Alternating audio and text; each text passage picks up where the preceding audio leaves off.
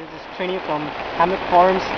I went outside just an hour ago to check out my freshly new sewn catenary cut tarp, and I managed to set it up about 10 minutes, just 10 minutes ago. And right now we have a hard protect, and I didn't even get to how do you say, to seal my seams, so it's dripping from the seams right now. That's too bad.